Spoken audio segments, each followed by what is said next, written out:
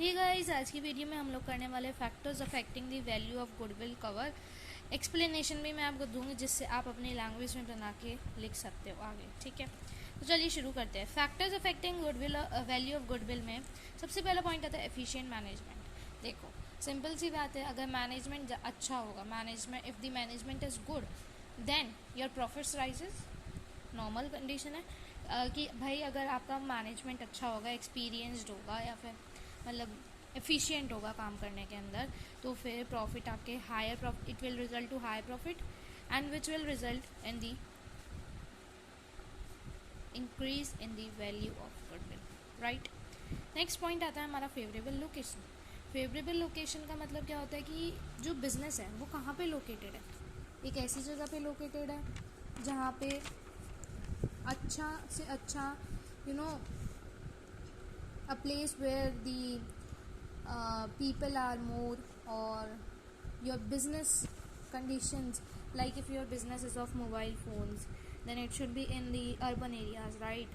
And the business in the rural areas is okay, but they do not have that much value of goodwill compared to urban areas. So favorable location basically here means that the business should be located at the favorable place, so that the customers see your shop and or business, see your business, and which will result to increase in sale, and that will result to the rise in the value of goodwill. So if I summarize is, favourable place में अगर आपका business होगा, favourable place में it results to customer attraction, right, which results to increase in sales, okay, and this results to what, increase in value of goodwill. Okay, next point देखते हैं। Next point है हमारे पास में favourable contracts. तो अगर contracts आपके अच्छे होंगे, ठीक है, लॉन्ग टर्म कॉन्ट्रैक्ट्स होंगे, ठीक है, अगर लॉन्ग टर्म कॉन्ट्रैक्ट्स होंगे तो क्या होगा, आपका बिजनेस एक बड़ी डील करने को जाएगा, है ना। एक बिजनेस जो है आपका बड़ी डील करने को जाएगा, उससे क्या होगा, जो सेल है, जो आपकी सेल है वो इंक्रीज होगी, ठीक है, at the favorable prices. So this will affect your increase in sale, increase in profit, so that results in increase in goodwill, correct। next point देखते हैं। next point है हमारा advantage of patent। अब patent हमारे को बहुत ज़्यादा ज़रूरी होते हैं ड्यूरिंग द मैन्युफैक्चरिंग प्रोसेस और द प्रोडक्शन प्रोसेस, ठीक है। तो जो फर्म है उसके पास अगर नेसेसरी पेटेंट्स अवेलेबल होंगे, ठीक है, तो वो उसका रिजल्ट करेगा इंक्रीज इन गुडविल में। If necessary patents are available,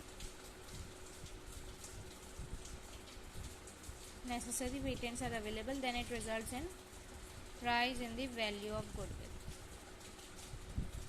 done. Next point देखो, नेक्स्ट पॉइंट क्या है,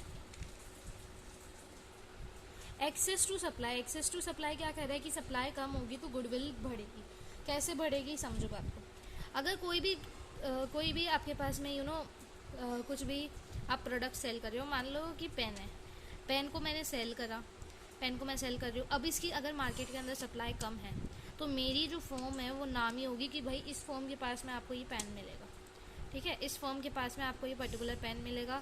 तो ये जो चीज़, ये जो एक्सेस टू सप्लाई है, इसका मतलब यही है कि अगर आपको मार्केट में सप्लाई कम होगा, उसके कारण आपकी क्या होगी, गुडविल इंक्रीज हो जाएगी, गुडविल आपकी इंक्रीज हो जाएगी। फिर इसी के रिलेटेड नेक्स्ट पॉइंट आता है हमारा, जो कि होता है क्वालिटी। कि भाई क्वालिटी, अगर आपके प्रोडक्ट की क्वालिटी अच्छी होगी, प्रोडक्ट की क्वालिटी अगर अच्छी होगी, है ना, तो फिर उससे क्या होगा कि भाई आपके पास में बहुत सारे कस्टमर्स आएंगे, सेल आपकी ज़्यादा होगी, है ना। क्वालिटी अच्छी होगी तो उससे प्रॉफिट भी आपके ज़्यादा होंगे और उससे आपकी गुडविल भी ज़्यादा होगी, ठीक है, बात समझ आ गई। नेक्स्ट आता है हमारे पास में कि भाई मार्केट की सिचुएशन कैसी है।